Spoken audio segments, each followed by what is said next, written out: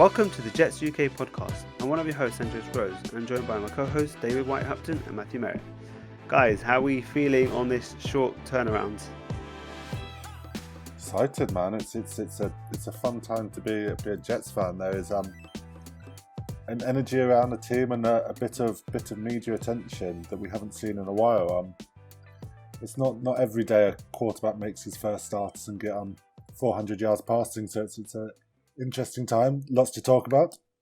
Yeah, David, what are your feelings? We weren't able to catch you on the recap because we had to do it so quickly after the game. But what's your feelings of Sunday and how we're heading into the next couple of weeks with the Mike White era?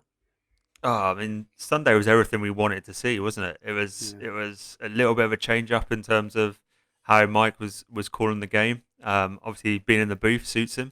It's nice to have him in the booth. You can see a lot more from up there. He saw how the defense were playing. He saw how to exploit it. Mike White, I mean, very, very happy for Mike. Very unexpected. But it's great. You say the short week's tough on the players, but it's great for the fans if you're coming off a win. We only have to wait a couple of days. We've enjoyed it, and hopefully we get to celebrate another win for the next couple of days, and then we've got a week and a bit to enjoy it. So there's lots to talk about. I was really thrilled with the game. I thought they really stepped up after being embarrassed last week against the Patriots. What you wanted to see was a bit of fight, and that's exactly what we got. We saw a little bit of creativity as well on offense. I mean, what you saw on Sunday is why we as fans were so excited to see LaFleur come over. Yeah. It's because of the offense he runs. It's because of his creativity. It's the way he kind of executes to hit a vulnerable defense, and that's exactly what they were on. Cincinnati had no idea how to play us on Sunday. They didn't know who to cover. They didn't know when to leak out to pick up Michael Carter. I mean, Michael Carter, what a performance! Another Mike, right? Got him in the fourth round. Fourth round. Yeah, no. And he looks like he's got RB1 potential. Like I know it's early days, and I know he's still got a long way to go. But getting him involved in a passing game, I mean, why is it taking us so long? Why is it taking us so long to get him involved? But I don't know how many catches he had. Did he have nine catches? 9 out of 14 targets. Yeah, which is third unreal. most targeted player in the league during week 8. Yeah, it was just insane. Yeah, did you start him in your fantasy league, David? I don't have him. I don't have him anymore. I told the person in my fantasy league to start him, and he did. So that's a bonus. I did pick up Elijah Moore again this week. So did I. my faith's gone back in Elijah Moore a little bit. I don't want to come off a boom game and then someone else picks him up. So I did the same. So yeah, we're kind of getting our confidence back in the Jets offense now. So it's you can see how things are turning a little bit. So on today's show, we'll obviously be previewing the game, on a short week, but a really fun week. The last few days have been really fun. We'll also be speaking to Harrison from UK Colts Fans, who will give us a lowdown on the team we'll be playing on Thursday Night Football. But first, we'll jump into a little bit of news.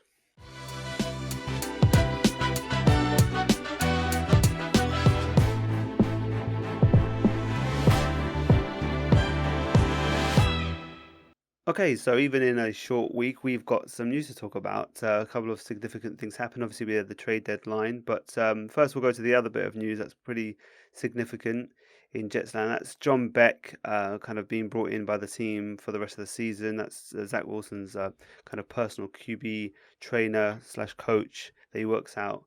It's in California, right? He works out in Cali with him, yeah. Mm-hmm. And so they brought him in to kind of help Zach. I guess with Mike LaFleur being up in the box now, it's going to be another person who can help, Zach and the other QBs on the sideline. So, David, what's your feelings about John Beck joining the team? It's long overdue, I think. It's long overdue. I think Zach needed a mentor.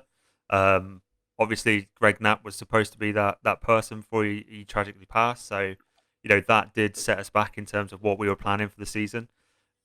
Maybe we thought that he could get by for a year with, Josh Johnson and Mike White, who has been around NFL teams for 3 years now. So he has got a little bit of experience, if not starting, how the NFL works.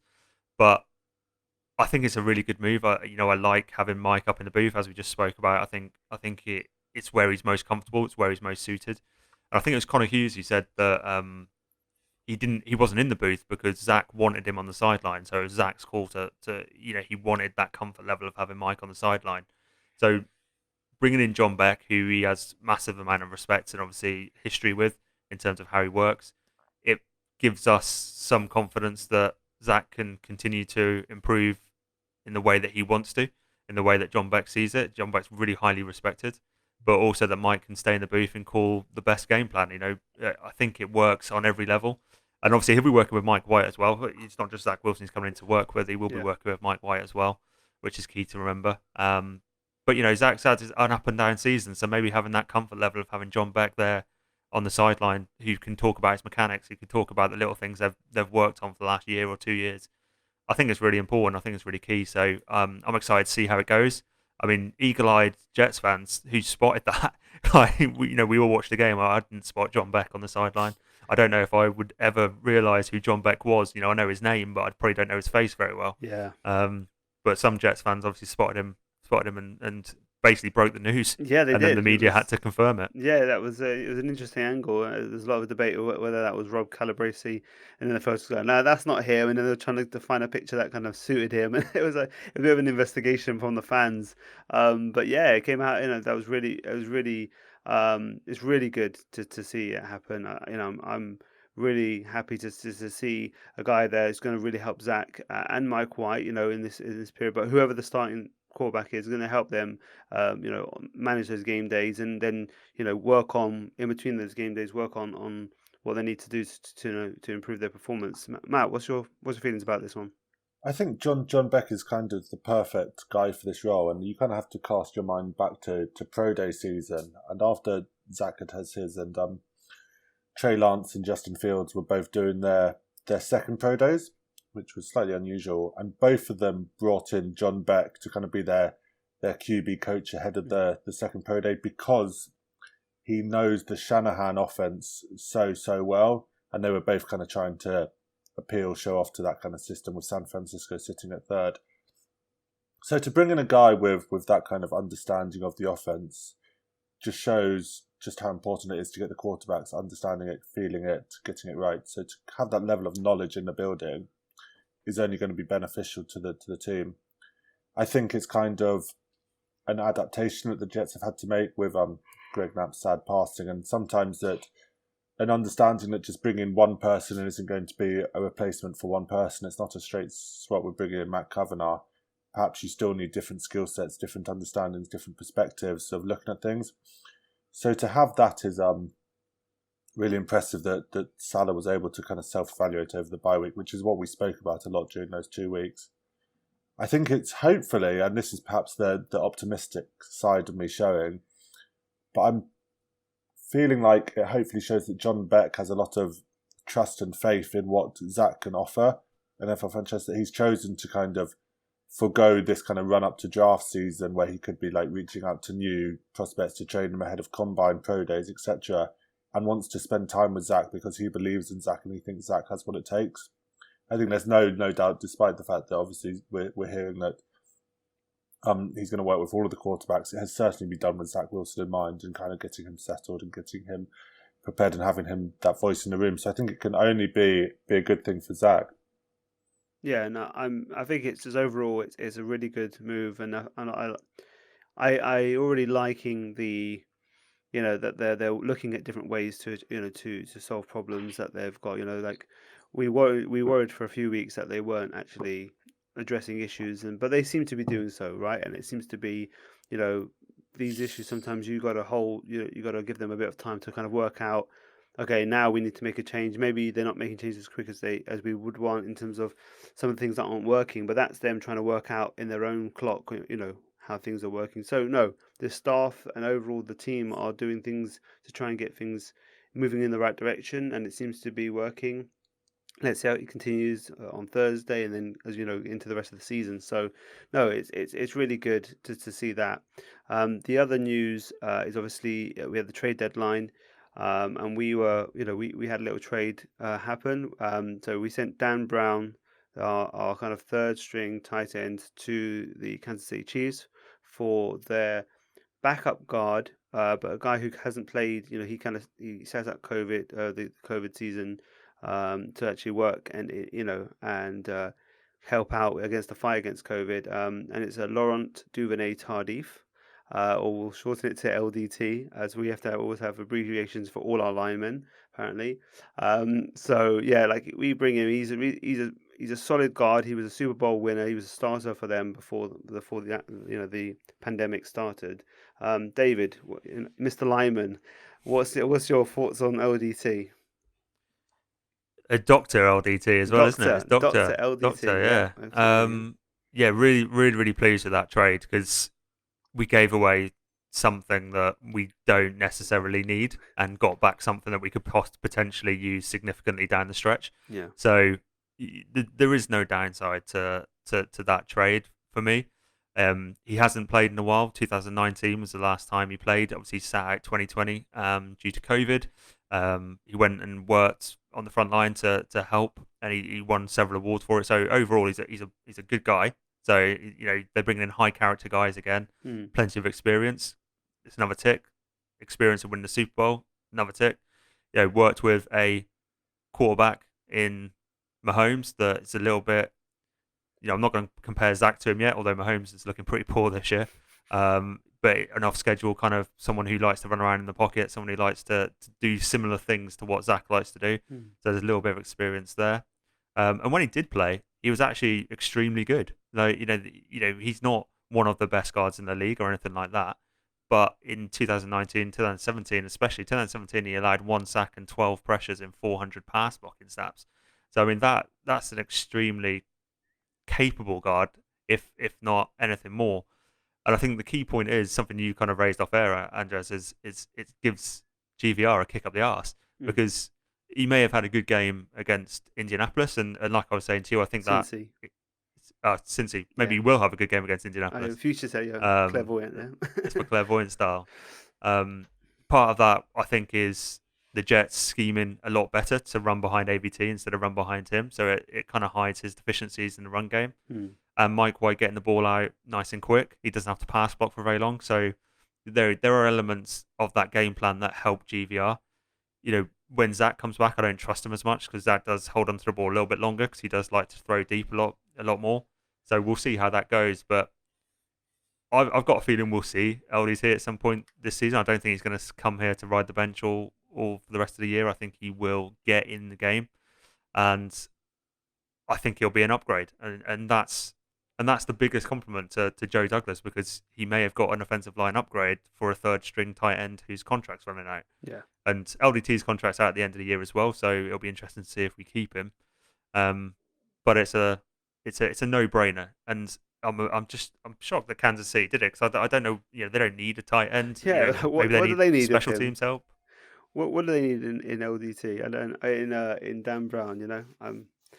It's a bit of a mystery. I've got a Kansas City friend, and I spoke to him this morning and just said, what's the thinking behind this? Are you short on tight ends? What? And then they were generally confused and just said, I thought we'd go defensive. If we were going to bring in anyone, I thought it'd be a defensive player, let alone a third string tight end who barely played this year. Maybe they're looking for special teams help. Maybe that's what it is. Yeah, I think it's I think it's a real thing for GVR to kind of has to kind of keep his keep his standard up now because I think you've got a really capable player behind him. Matt, do you with Dan Brown gone, do you think this is a chance for podcast favorite Kenny Yeboah to finally kind of have a little bit of action? Well, just quickly, I think the Chiefs lost their backup tight end, didn't they, in their matchup to the season-ending injury. So I think they needed someone to bring in behind Kelsey, which might explain why they were on the hunt and willing to kind of do this deal. I think from a Jets point of view, I think Kenny Yeboah is absolutely one of the big winners out of this move. I think we should start seeing him get more snaps in terms of the rotation, particularly now that he's only got Griffin and Croft in front of me, both of whom we've seen have had struggles with injury over the years and haven't really demonstrated they can kind of play runner games staying healthy. So I think he'll be a big winner out of this. I think LDT is kind of going to come in. He's going to kind of address that major issue which was kind of left over from the summer where there was no pressure in the interior offensive line. There was no one kind of threatening people. And Jets fans had kind of resigned themselves to the fact that no matter how badly he played, we were going to see Greg Van Roten lining up at right guard every week, just because the alternative was that much worse. I mean, I know Dan Feeney became a bit of a fan favourite by chugging beer, but the thought of seeing him in the offensive line was slightly worrying. So it kind of gives that pressure and gives you a viable option in case of injury or in case of bad performance. So it's a good move. I think everyone is pretty pleased with it, and I think it's just going to be a case of seeing how quickly we can get him on the field, because he hasn't played last season. He kind of missed out due to COVID, suffered with a hand injury so far this season. The Giants game was the first one that he was active for, so it should be good. I think part of the reason he's taken so long to get active, just to quickly add to give some context to the listeners, is apparently it took him a fair amount of time to get back up to weight. Following his year out working in hospitals, working in things, he lost a lot of that natural weight. And you look at someone like Joe Thomas. Whenever I see him on the television presenting, he doesn't look anything like the same build, same frame that he had when he was playing. And I think that just goes to show you that with these offensive linemen, it is a process to get up to this playing weight and playing size, because they are stacked dudes who can shift a lot of weight when it's put in front of them. So I think that might explain it, and hopefully he's now kind of getting back into his rhythm, getting back there, and hopefully we can see him recapture some of his earlier form.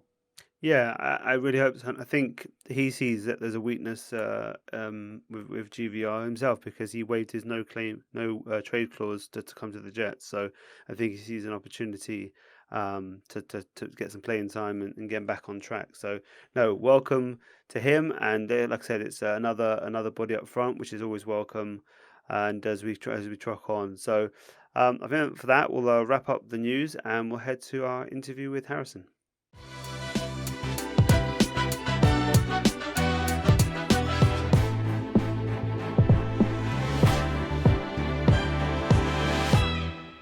Okay, so I'm joined by Harrison from UK Colts Fans, who's going to give us a lowdown on the team that we're playing on Thursday night. Harrison, thanks for jumping on the pod. No, it's a pleasure. I always love talking football and growing the community. That's what it's about, right? Absolutely, I love the Jets and the UK community, and also then the expanded NFL UK community, which is just we're nutters, right? And we're gonna this is part of the experience, is staying up till Thursday night. You know, on a Thursday night. You know, a lot of us are going to be like rough on Friday morning, that's for sure. But this is just part of being a NFL fan in this country, and that's why we're mad, because you need to be a bit mad to kind of stay locked in for all those nights, those late nights, don't right? So so this game obviously is coming on the heels of a pretty tough loss for you guys in division, very big divisional game against the Titans, and obviously the madness that happened against the Bengals. So we're kind of it's kind of an interesting way we're kind of heading towards this game in a kind of probably a stronger team, but we're coming in with obviously a better result. So interesting where we're coming into this. But before we get into any of the questions, I just jump in to ask how you became a Colts fan and when that was. Yeah, it was about, I can never remember exactly what year. I think it was 2007. Obviously, just after we won the Super Bowl, and I had no idea. I'm a teenage lad from England. I have no idea what American football is. For all I care, it's a bastardized version of rugby. Yeah. Why they're wearing pads? That's stupid. Why can you only pass forwards? That's stupid. So I downloaded the Madden demo on my Xbox 360, and the only two teams that were on there were the Colts and the Packers. And for some reason, I just chose the Colts, and that's how I supported them. It was really just pot luck. Yeah, it was just they happened to be one of the better teams at that time, with Peyton. That's funny because I had the Bengals, our Bengals guest last week, Jamie, had the same thing where he was also saying that it was Madden that got him into I think that's probably the case for a lot of fans in the UK. So the off-season, obviously, the big acquisition was bringing in Carson Wentz. Obviously, there was other things happening. How has the off-season kind of build up and the thought going into the season compared to what's played out in the season for both the team overall and obviously with the Wentz situation and how he's looked in the first first games? Yeah, I mean, so I would be a complete hypocrite and I'd be lying if I said I wanted Carson Wentz as the Colts quarterback. You know, there's plenty of stuff out there with me saying I didn't. I wanted Sam Darnold. I thought he was the better option at the time. Younger. That's interesting, yeah. You know, I just thought Carson Wentz was too broken. Yeah. And I mean, as soon as he came to Indy and touched down, I thought, okay, here we go. You know, my quarterback, get behind the team, all the good-spirited stuff. So for me, it felt like something clicked in the building. You know, it felt like a good fit. It felt right. And the biggest shock for me was that Phillip Rivers retired. I really didn't expect him to retire. So that was the big shock for me. But yeah, Carson Wentz was not my quarterback. There was so many other guys who I would have gone for, but I can't really say I'm disappointed so far. It worked out. I mean, it was a bit of a sketchy start with the injuries, with the ankle injuries and whatnot. Yeah. You know, in terms of coming into the season, but it's actually worked out. You know, there's moments obviously of hair pulling that's going to happen, but overall he's been pretty good, and obviously you can see that relationship with Frank Wright is very solid from their days in Philly. So no, it's we're hoping he has an off day on Thursday, but it's very much that he has all the ability that we've seen in the past. He has tons of natural ability to get things done, and a really good coaching staff around him, and someone he knows very well. So it's I think it's a tough loss on Sunday, but I think you guys are still building something, trying to rebuild after you're still trying to work out the QB position, obviously with having Phillip Rivers there, and that I think you guys are still recovering from Andrew retiring. It just was. We haven't recovered. No, it's kind of, and it's something that you just don't really. I mean, for someone to retire, that early in their career, who's that good of a player at that point of the season, it wasn't like it was after a season. It was in the preseason. So you had your whole off season. You weren't able to draft a replacement or trade for someone or go for someone in free agency.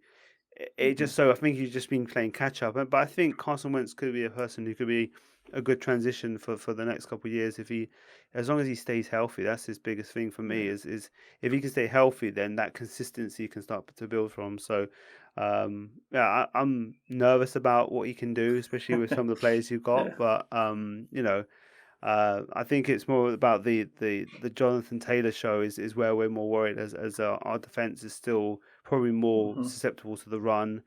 How's JT looking in his second year? That's a bit of a redundant question, but still good to get it from you.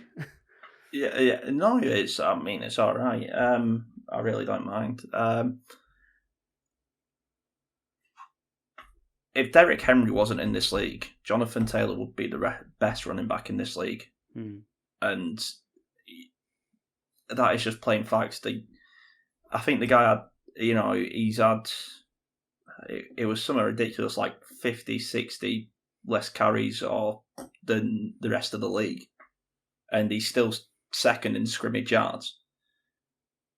And, as Colts fans, we really saw what this rookie could do last year. And in the off-season, I sort of took the rose-tinted glasses off and thought, is he going to be as good? Was it just a rookie year? That sort of bump, every rookie gets it at some point. And he's come into this year and he's just running people over. And it's nothing new for Colts fans. But all of a sudden, the rest of the league has had to stand up and take note, which feels amazing for Colts fans. I've not seen this good of a running back for the Colts probably since Joseph Adai. Yeah. That same explosive first step. He always seems to make the first guy miss, and it's like you said, it's the Jonathan Taylor show. And with him running behind, Quentin Nelson, we don't really need much more. Yeah, I mean that. So I mean that we have to see. Obviously, with Quentin Nelson, we're recording this on the Tuesday. Obviously, he was did not practice. That might be a rest day because of his toe. So with that still to be decided whether he plays. And obviously, as Jets fans, we hope that you guys are missing an absolute stud player in Quentin Nelson. So yeah, I mean, I think the offense is you've got Pittman doing things, you've got Jonathan Taylor doing things, and yeah, I think that you see where you can get hurt by the offense. What about the defense? What would you say is how's that looking overall? The pass coverage is not good. It again, for me, this is more scheme than players. We we let Anthony Walker Jr. go to the Browns, and we've replaced him with a rookie, Bobby Okereke, as he now wants to be known. So it is a frustrating team to watch, but it is also a mainly young team. I think the oldest player on the defense is Xavier Rhodes, and this is sort of probably looking like his last year. So they do frustrate me at times, but I think we've got 18 turnovers now. Darius Leonard has got more turnovers than like 9 teams by himself. Yeah. So it's a defense that can absolutely hit and hit hard. They give too many easy yards up underneath, and if the Jets wanted to succeed on Thursday or Thursday night, just pass underneath. Pass underneath and out, and you will be fine. We saw what happened with the Bengals, with us just dumping it off constantly and letting our playmakers do it. And I mean, if you're saying that's not really what the Colts stop, and the Bengals didn't stop it, that could be trouble really for you guys, because that's really the way to stop Mike White, in my opinion, is to stop that. Make it harder for him, because he was not tested. He had one long throw that was about 26 yards. It was a decent throw, down the middle. But other than that, it was really much still was dump off city, dink and dunk. So I think you guys are going to have to, do something to stop that, and make him beat you down the field and test his long field accuracy, which he is not known for at this point. So, no one knows much about him. Even Jets fans don't know much about him. So what he's known for is what we saw on Sunday, basically, predominantly. So it's an interesting kind of matchup where you've got such an unknown there. But yeah, I think it's a defense that is probably quite opportunistic, but they just allow quite a lot of they're kind of one of those teams that like to hustle. I know Eberflus is very much about kind of like getting there first, right? Like hustling to the ball and getting there first. And because we were kind of thinking he was a candidate for the job when Salah got it.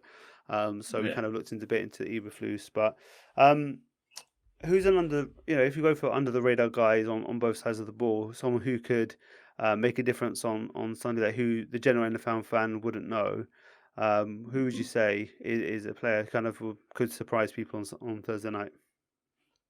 I mean, like I said earlier, I do one offense, one defense, and it's hard because the Colts have come in with a bit of media hype this year. Adding Carson Wentz, the circus around that is really shone a light on a lot of our players, but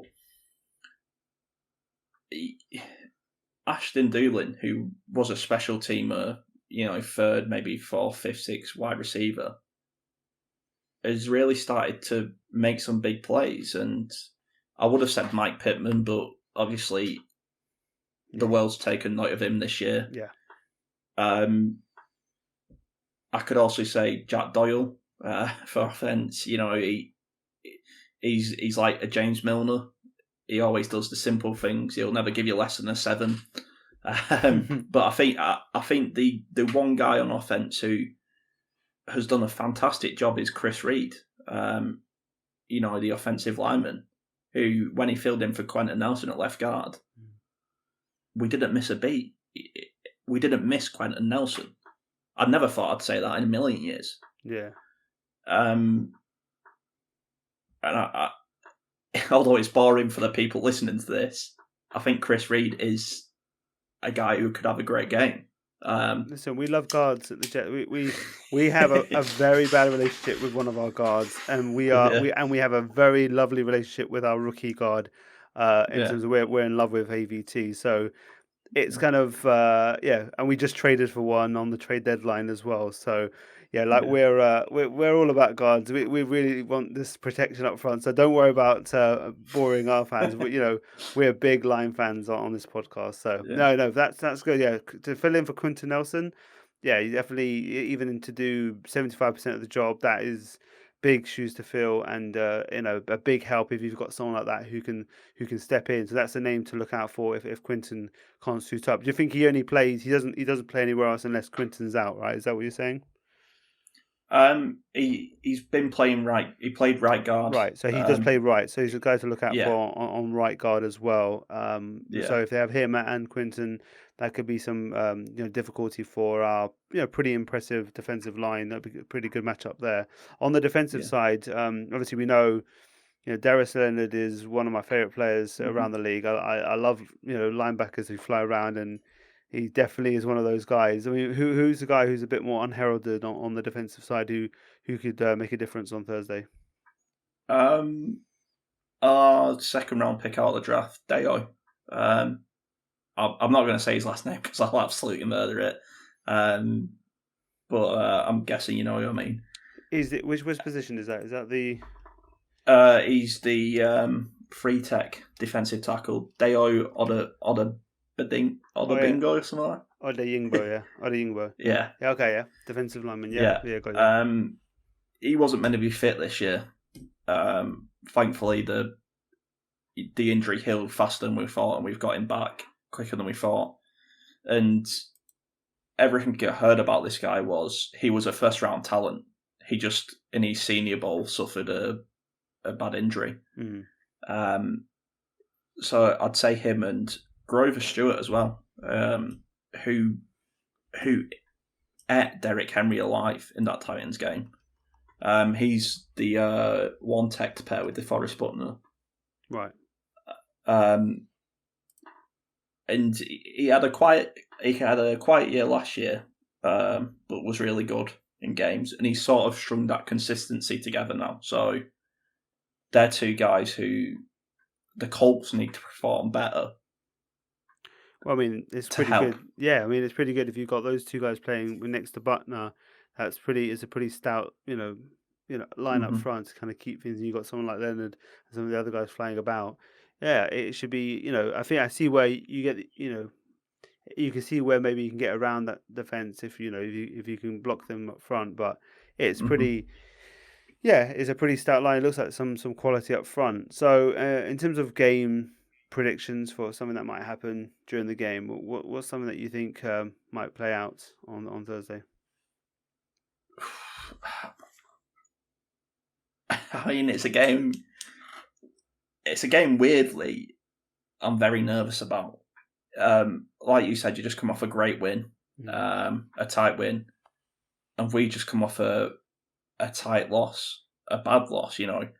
When you lose in that fashion, it can really send you downwards if you're not careful, but it could also spur you on. So I'm hoping for a bit of fire from, I'm basically hoping they got the hairdryer treatment in the locker room after the Titans game, and they come out flying, and we get a couple of, we try and get 3-4 sacks. Like you said, nobody knows anything about White and what he can do, but I want us not to let him get into a routine and get into a rhythm and, just blitz a lot more. But in my heart, I know that's not going to happen as a Colts fan. I know Matt Eberflus too well, and he just doesn't blitz. Okay, well, I mean, that's interesting to see. That could be a recipe for quite a high scoring game with our run defense being a bit porous and Jonathan Taylor on one side, and then with Matt Eberflus, refusing to shut down the short game for Mike White and even able to get the ball out to like people like Michael Carter and Elijah Moore and Ty Johnson. That could be a pretty fun game on Thursday. Then, in terms of a score prediction, then what do you think we're looking at then? Oh God.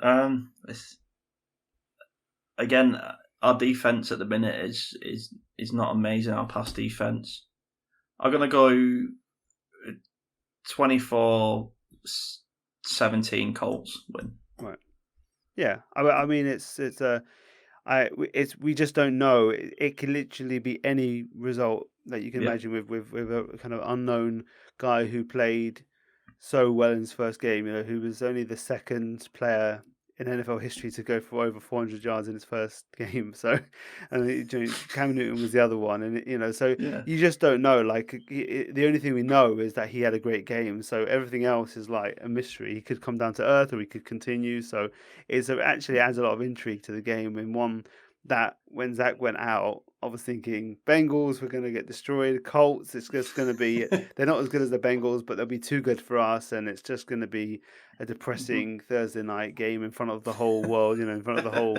But actually now, it's actually intrigue. It still could be completely dreadful, but it's kind of, it's almost like a no-lose situation for the Jets with what's happening with Mike White. Because if he does come down to earth, it's like, well, Zach's coming back in a few weeks. And then, and if he does continue playing it, well, you're like, well, we'll deal with that down the line, but we've had a good performance again from him. So it's kind of one of those weird things where we can kind of, it is a bit of a dangerous spot for you guys because it seems like the Jets are in almost like a no-lose situation, being the away team as well. So, yeah, I understand why you're a little bit nervous, even though the Jets have looked terrible at times, and they're the youngest team. Like I'll let you know that they are the youngest team in the NFL. They've got youth all over the spot in really important spots. Obviously, all the coaches are also in their first year, so the consistency is all over the place. So one week they can turn up and just beat Titans and beat the Bengals, and then other times they'll lose, in terrible fashion and get destroyed by teams like the Patriots, who are, an okay team this year, but not a team you should be losing 54-13 to. So, like, it's kind of anything can happen on Thursday night, which I guess makes it, interesting. So, Harrison, thanks a lot for jumping on the podcast. Do you want to give a shout out to what you guys do for any fans who like to follow the UK chapters around the league? Yeah, I mean, if you go on the usual stuff, YouTube, Twitter, Facebook, all the jazz, and just search UK Colts Fans, you'll see us come up every sort of Tuesday. This week might be a bit of an exception with the game being Thursday. I might do it a bit earlier. We do sort of a review of player ratings, talk about the big moments of the games with my co-host Robbie.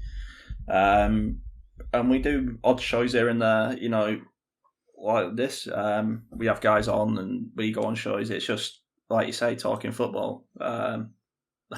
That's about it. Just come and watch us. You can laugh at us when we lose and laugh at us when we win. Yeah, so you can follow them at UK Colts Fans on Twitter if you want to follow their stuff. And but Harrison, thanks for jumping on, and we'll jump back to me and the guys.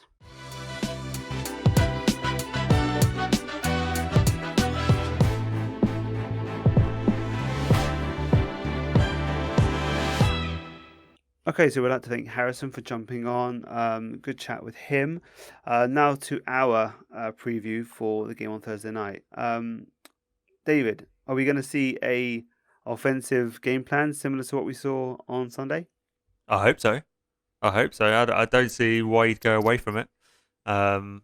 Indianapolis do run a lot of zone coverage, so if you've got your receivers who know where to sit down in the zones, and you've got a quarterback who knows where his key reads are, then you carry on doing what's working. And I think one of the best things about the game plan on Sunday was it wasn't overly predictable. Like, we threw on first down, we did a lot of misdirection. We had running backs leaking out. We ran with two running backs instead of two times. We just mixed everything up. We mixed personnel up. We mixed schemes up. I don't see why you would move away from that against the Colts, who play a lot of zone coverage. I think, I don't want to talk it up, but the Colts are the kind of team you want to play if you're a Mike White type person. Mm-hmm. I know you're talking to Harrison about what they'll do to try and stifle it. He doesn't think the underneath stuff, they'll stifle that. No. I mean, I probably would. If I was a defensive coordinator, I would definitely take that underneath stuff away from Mike White and say, listen, if you can beat us deep, then go ahead and try and beat us deep, because he has got a strong enough arm. His arm actually is relatively strong. his accuracy on the deep pass. We saw a couple on Sunday. That's way off, and that's where someone like Zach Wilson flourishes with his deep ball accuracy. Mike can throw it, but can he throw it on target? And I guess that's the question. And I think my main question was, Cincinnati didn't have any game tape to plan against Mike White. That he was a bit of a mystery. That was his first kind of appearance against New England. So you had half and a bit of game tape to plan against him. Now they've got a full game to say, right, what are his tendencies? Where does he like to go? How does he cope with that? And that's, I think, going to be a massive talking point tomorrow and after the game is, now that the Colts had game tape to plan against him, how did he combat it? Yeah, I definitely think so. Matt, in terms of some of the playmakers and where you think that we're aiming for, is it more of the same? Do you think maybe we're trying to mix up a bit more? It's going to be really interesting to see if Corey Davis comes back into the lineup, how that affects kind of the wealth spreading, because one of the things that they did so well on Sunday was kind of feeding everyone and giving everyone those underneath looks, so that Mike White had his simple kind of 1-step, 2-step read and was able to hit the underneath reads. That doesn't necessarily feed into what Corey Davis is best at. He's kind of good at kind of taking a slightly deeper routes where he can make an explosive cut and use his body to gain leverage on a defender.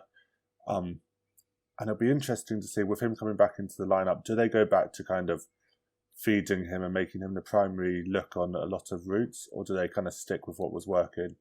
I think to put into some context, since 2006 there have been 212 games where the QBs passed for over 400 yards, and Mike White was the first person to do that with a average yards per attempt of under 3.73.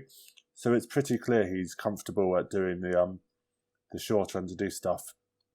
So it'll be really interesting to see if he kind of keeps his preferred targets, sticks with Crowder, sticks with Elijah Moore, sticks with Michael Carter, Ty Johnson on those shallower routes, or does he try and feed it into Corey, and how does that go for the Jets?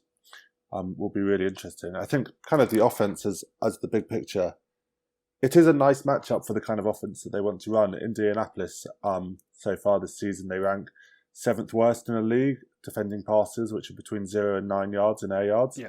So there is definitely kind of an opportunity to get at them, because Matt Eberflus, their defensive coordinator, is so wedded to the Tampa 2 system, which is kind of both safeties sitting deep. You match up your corners, but you play them slightly off, and you kind of give the underneath space. It's somewhat similar to what Salah does. It's a slightly different theory behind it, but kind of the overall concept is the same when it's a bend, don't break system.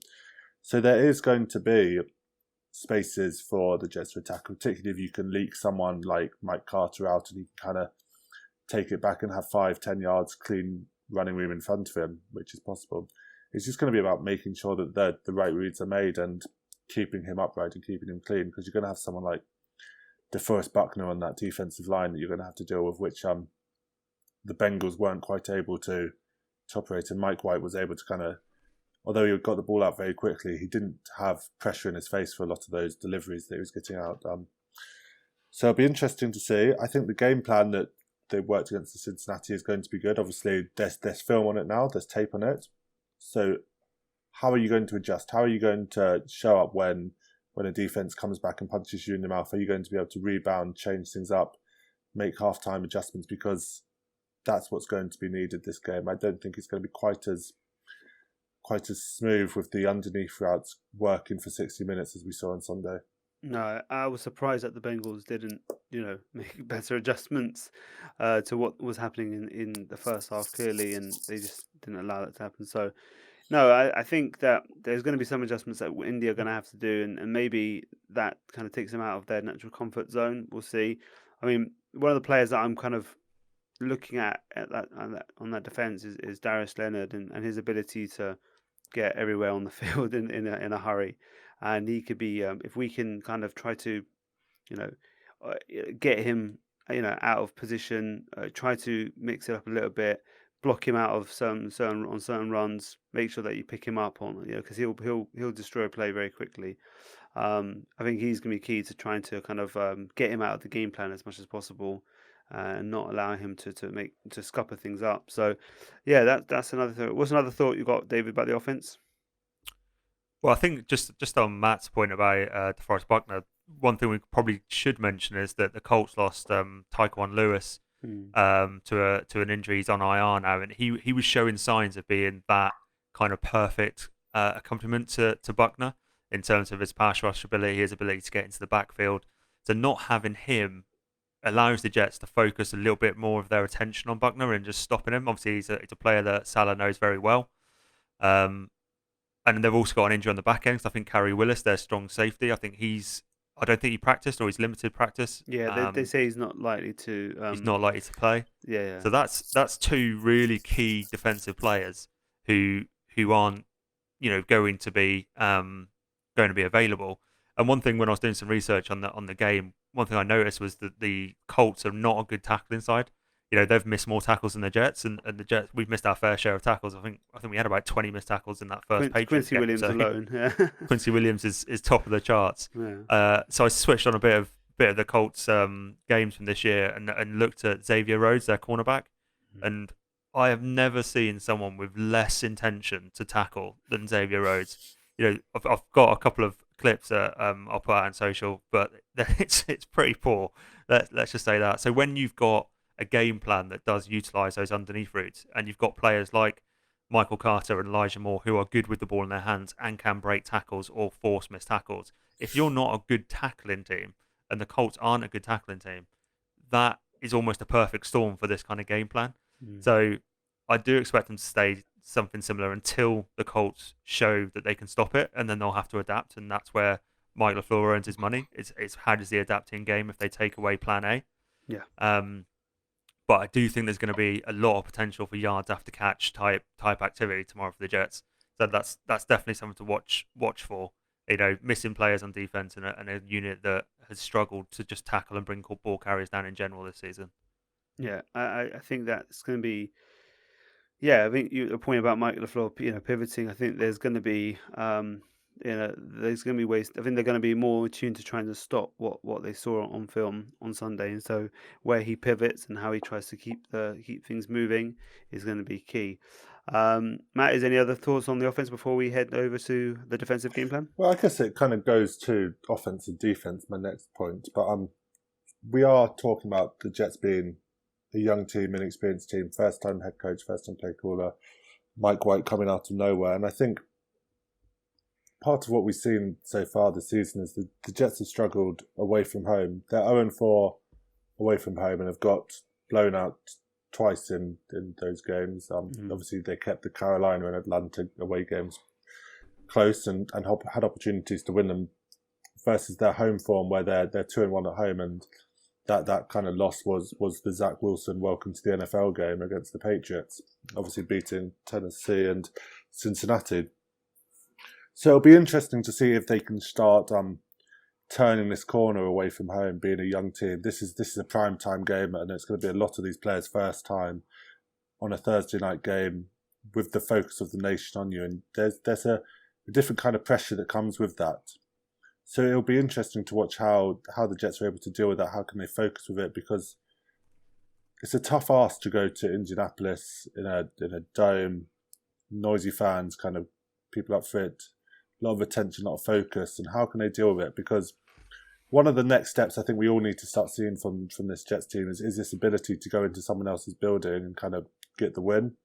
And I think the offense will be a huge part of that, because if we see a slow start like we've had in the 4 other away from home games, which were obviously led by Zach, then we're putting ourselves in a hole, and it's one of those things which probably will grow and climb onto this team, and kind of the doubts start creeping and you kind of start slipping back. So how can they deal with that pressure away from home? How can they kind of deal with the attention that comes with that? Are they able to bounce back, show something different, show something fresh, and just show a bit of fight? I think will be important to watch. And if they can deal with that, they have a really good chance of winning this game. Yeah, I think that's a really good point in terms of how they handle the pressure. I actually think that while Mike White I think there is more pressure on him now because I think on Sunday, it was very much like no one expected anything from him. So he just went out there and played his game. There was obviously now going to be a spotlight after that start, and obviously now also going straight into a primetime game. That's another one. So I do think there's a bit of pressure there, but I think that the Colts have got. I think they're the home team. I know they're the home team, but I think being the home team, I think there's more pressure on them to kind of to beat the team that that they were in a tight game against the Tennessee Titans, and they lost that. So to try and get their season back on track against a team who are still playing with the backup, it's still we're still a young team. I think there's a bit more pressure on them to come back and win that game rather than us. Even we've got to show up as well, but I think the pressure's still on them.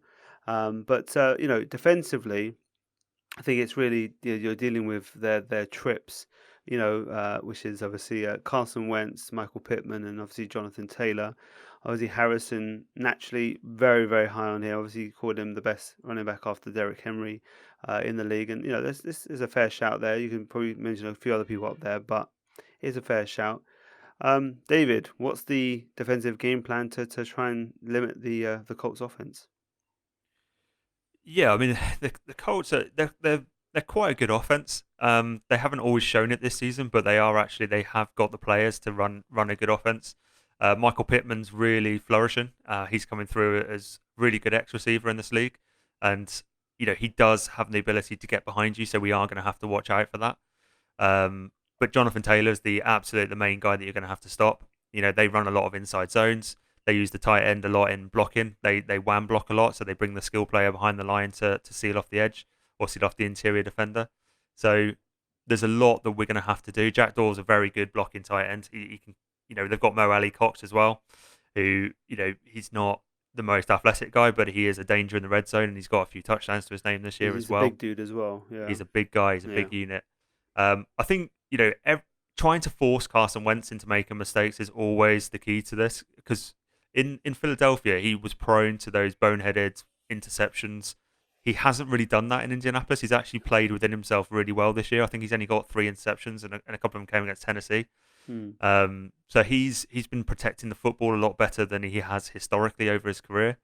That was a really tough loss for them on Sunday. That's going to have a demoralising effect on that offense, because it was in hand towards the end, and a really strange play call when they called a screen to Mo Ali Cox, in their own 25-yard line. It's just a really strange play call. So, there are elements of that offense that can break out if you allow them to.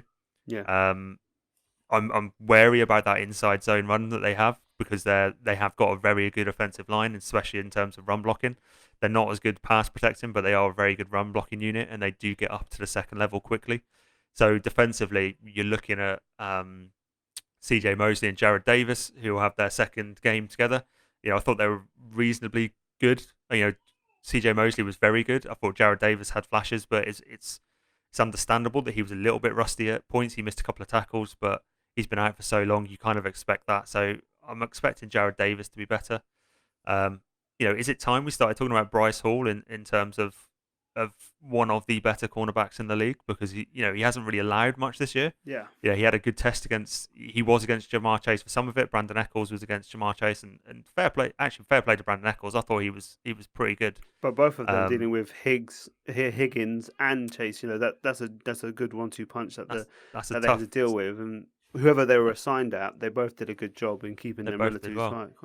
Yeah. Higgins catching them stood, right? So it's an unbelievable catch. Yeah, absolutely unbelievable catch. But Bryce Hall played that really well. He had the coverage really nicely, and that's why the catch was unbelievable, because he beat a great cover bit. If that's what it's going to take to beat Bryce Hall, I think we'll take that every single day. If you're going to have a catch like that to beat him on a long throw, then sometimes you just have to give props to the receiver. It's like they're out there to do their job. It's like the Elijah Moore one in training camp, where they looked like he had really good coverage, and it was only Elijah Moore just getting that amazing catch. So I think he's looking really good, Bryce Hall.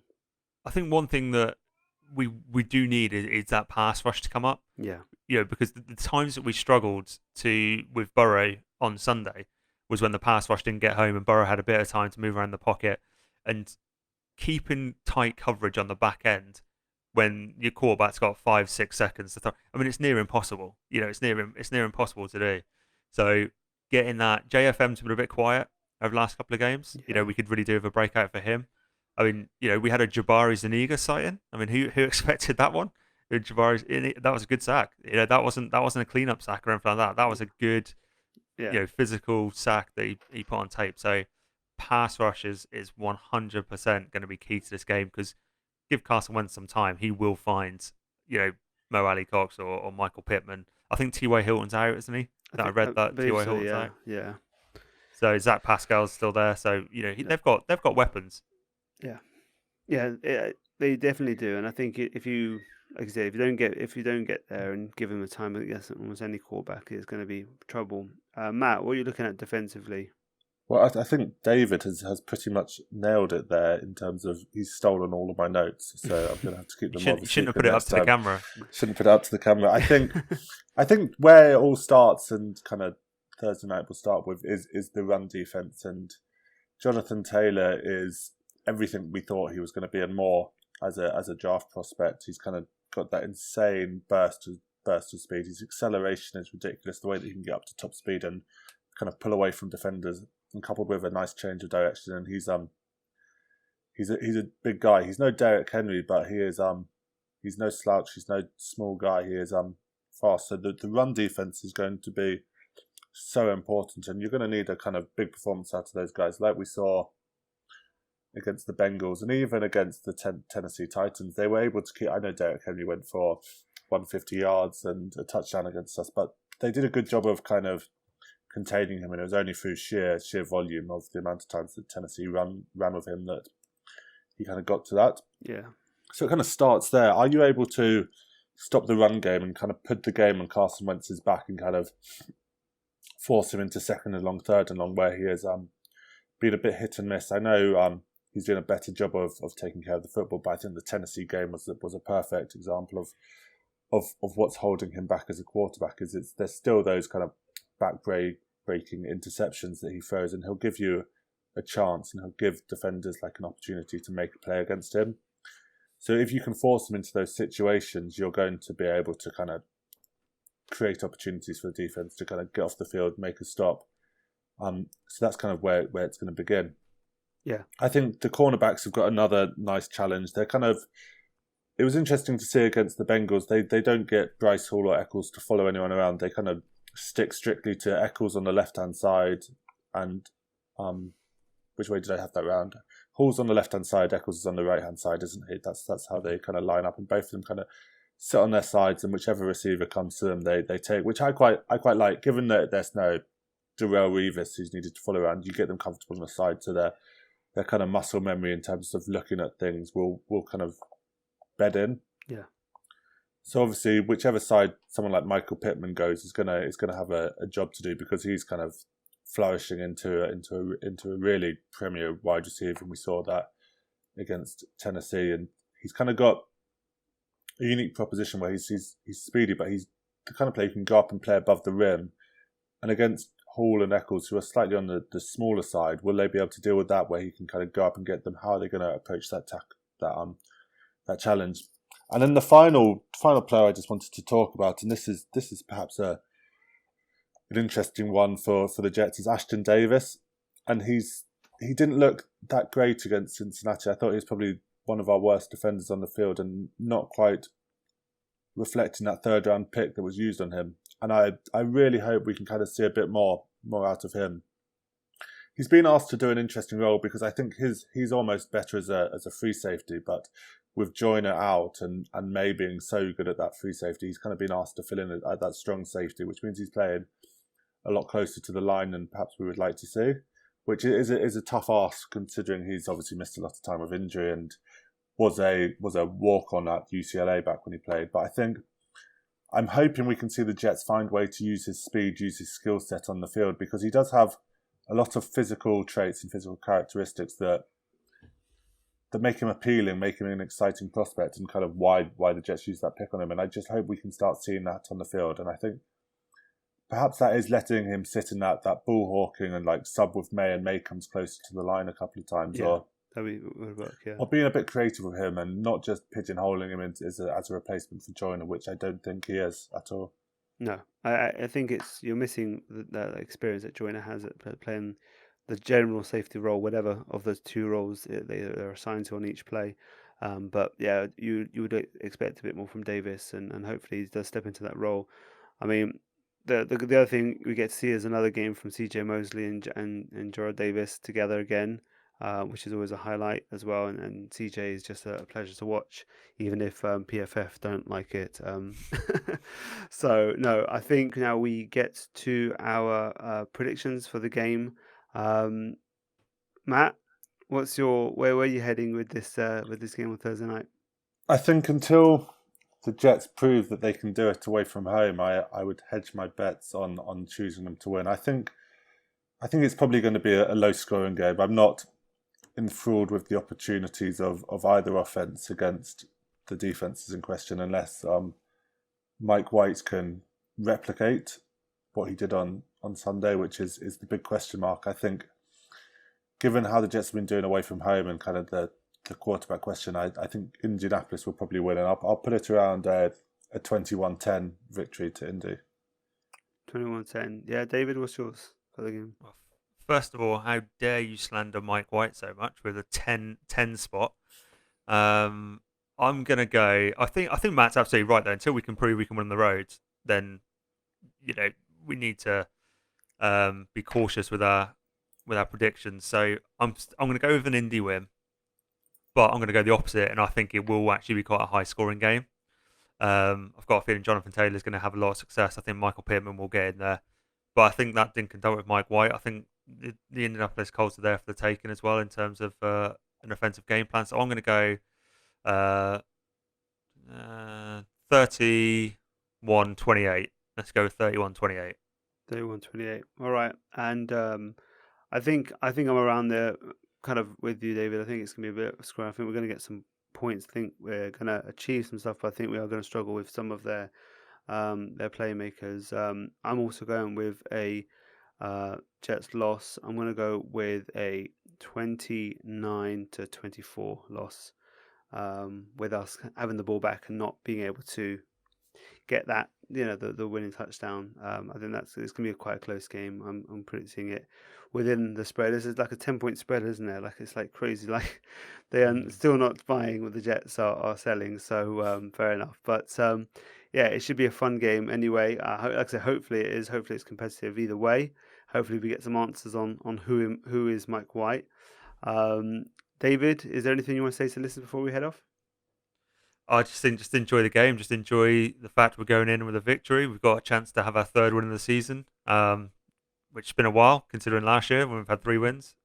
So just enjoy the game. Don't worry about this QB controversy or any of those questions. Just enjoy the game, enjoy the players, enjoy the growth of the unit, and let's go. Let's get a victory. Yeah, Matt, anything you got to say?